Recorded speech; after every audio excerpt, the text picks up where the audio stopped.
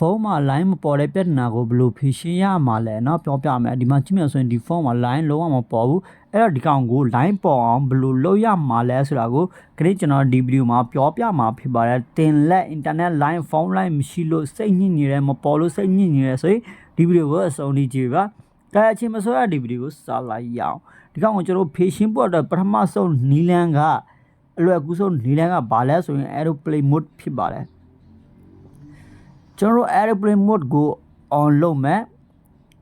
ပြီး off လုပ်မယ် on လုပ်မယ် off လုပ်မယ်ပြီးခဏလေးစောက်လိုက်မယ်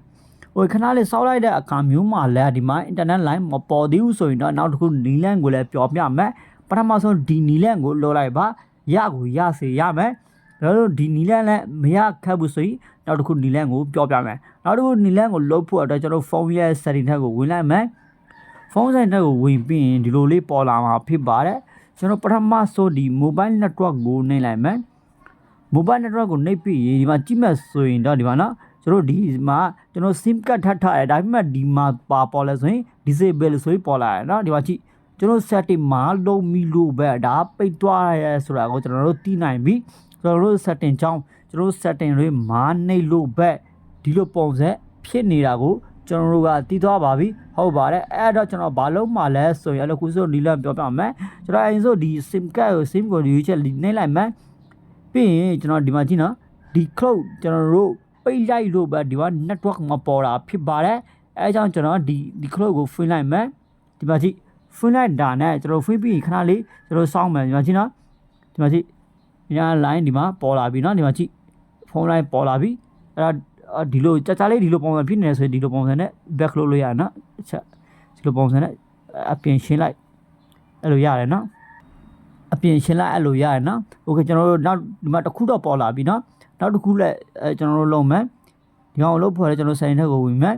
ဆိုင်ထက်ကိုဝင်ပြီးရင် mobile network ကိုနှိပ်မယ် mobile network ကိုနှိပ်ပြီးရင်ကျွန်တော်တို့ဒီကောင်ကိုလည်းကျွန်တော်တို့ဖွင့်မယ်ဒီကောင်ဒီလိုပုံစံနှိပ်မယ်ပြီးရင်ဒီကောင်ကိုလည်းကျွန်တော်ဖွင့်လိုက်မယ်โอเคဒီကအကြာကြီးဒီလိုပုံစံနဲ့ပေါ်လာမှာဆိုရင်ဒီချင်းတော့ line တစ်ခုပေါ်လာပြီနော်ဒီမှာအကြာကြီးဒီလိုပုံစံဖြစ်နေရဆိုရင်အမိုက်ရှင်းလိုက်နော်အဝိုင်းပဲလန်နေဆိုရင်အမိုက်ရှင်းလိုက်အဲ့လိုဆိုရင် तू ကရတော့မယ်โอเคတင်ကနီးလက်နှစ်ခုလုပ်ပြီးပြီနော်တင်ရဲ့ဖုန်းမှာအခုချိန်နီးလက် internet line မရသေးဘူးဆိုရင်နောက်တစ်ခုနီးလက်ကိုလည်းပြောပြမယ်အဲ့နီးလက်ကဘာလဲဆိုရင်နော်ဒါတို့တင်ကဒီနီးလက်နဲ့လုပ်ပြီးပြီအခုချိန်နီးလက်မရဘူးဆိုရင်နောက်တစ်ခုနီးလက်ကဘာလဲဆိုရင်ကျွန်တော်တို့ mobile network ကိုနှိပ်ရအောင်ဖြစ်ပါတယ်ပြီးရင် sim ကိုနှိပ်မယ်ပြီးရင်ကျွန်တော်တို့ဒီမှာပထမဆုံးကျွန်တော်ဘာလုပ်ရမလဲဆိုရင်ဒီ preferred network ကိုနှိပ်မယ်ဒီမှာ तू ကတစ်ခါတလေ तू က 2G ဖြစ်လို့လဲ तू က line မဖြစ်တာဖြစ်နိုင်ပါတယ်အဲကြောင့်ကျွန်တော်ဒီ 2G ကိုကျွန်တော်တို့ဒီ 4G 3G အဲ့လိုနေရာကိုပြောင်းလိုက်မယ်နော်ဒီလိုပုံစံနဲ့ပြောင်းရမှာဖြစ်ပါတယ်ဒါမှသာလေ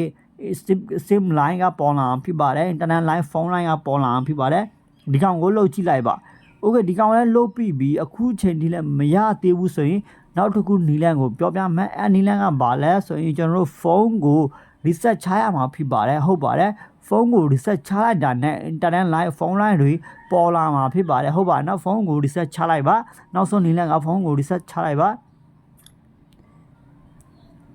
ဖုန်းကိုဒီလိုပုံစံနဲ့ကျွန်တော် restart လေးချလိုက်မယ်နော်ဒီလိုပုံစံချမယ်ဆိုရင်တော့ပွင့်လာတာနဲ့နော်ဆက်ပွင့်လာတာနဲ့ဒီရဲ့ဖုန်းမှာ network ပေါ်လာဖြစ်ပါတယ်ဖုန်း line ပေါ်လာမှာဖြစ်ပါတယ်ဒီနီလန်ကိုလှုပ်ကြည့်လိုက်ပါနော်ဒီနီလန်ကျွန်တော်ပြောထားတဲ့နီလန်တွေကိုတစ်ချက်လှုပ်ကြည့်လိုက်ပါတရားရခိုင်တော့ကိုတရားဖုန်း line မပေါ်တဲ့ပြဿနာပေရှင်းသွားမှာဖြစ်ပါတယ်ကဲဒီနေ့အတွက်ဒီလောက်ပါပဲနောက်ဗီဒီယိုမှာပြန်တွေ့ကြမယ်တကယ်လို့တင်ကကျွန်တော် YouTube channel and free magic ကို subscribe မလုပ်ရသေးရင်လည်းအခုချက်ချင်းပဲ subscribe လေးလုပ်ပေးပါ